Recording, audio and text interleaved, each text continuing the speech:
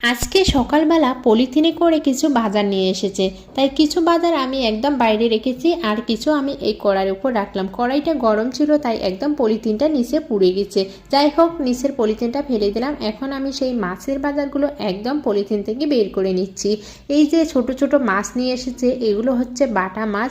এই মাছগুলো খেতে প্রচুর ভালো লাগে, তবে এই মাছগুলোতে প্রচুর কাঁটা থাকে। যাই হোক, মাছগুলো এখন পরিষ্কার করে নিব।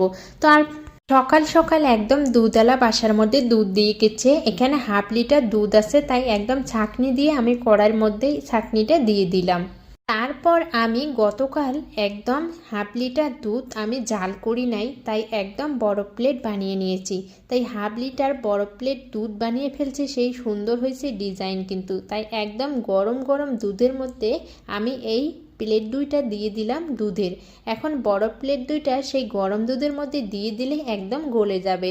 এখন এই যে দুধ হাফ কেজি থেকে 1 কেজি হয়ে গেছে, বড় প্লেট দিয়ে হাফ কেজি দুধের মধ্যে 1 কেজি বানিয়ে ফেললাম। তার সাথে এখানে বড় প্লেটের মধ্যেও দুধ ছিল, 1 কেজি হয়ে গেছে।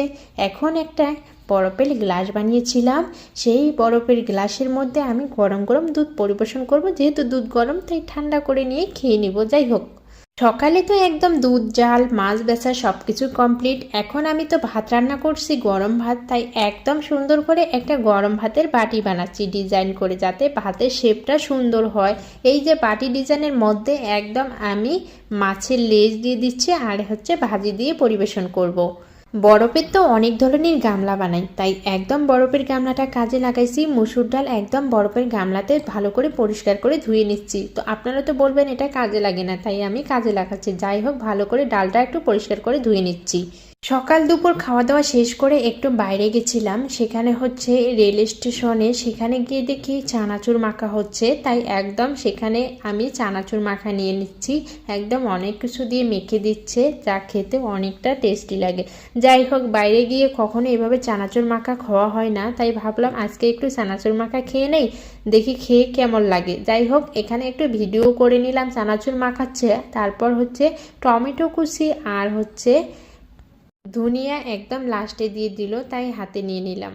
বিকালবেলা তো একদম ঘোরাঘুরি কমপ্লিট হয়ে গেছে। তারপর তো রাতে একদম সন্ধ্যা হয়ে যাচ্ছে, তাই ভাবলাম আজকে বাসার মধ্যে কিছু রান্না করব না, তাই একদম বাইরেই খেয়ে নিব। যেহেতু বিকালবেলা একটু বাইরে ঘুরলাম, ঝালমুড়ি খাইলাম, অনেক কিছুই খাইলাম। আর বাচ্চা সহ একটু বাইরে ঘোরাঘুরি করলে অনেকটাই ভালো লাগে। তারপর একদম সন্ধ্যার দিকে চলে গিয়েছি হচ্ছে কাচ্চি ডাইনে। তারপর ওখানে গিয়ে আজকে আমরা রাত্রের খাবারটা খেয়ে নিব। যাই হোক, এখানে কিন্তু খাবার একদম পরিবেশন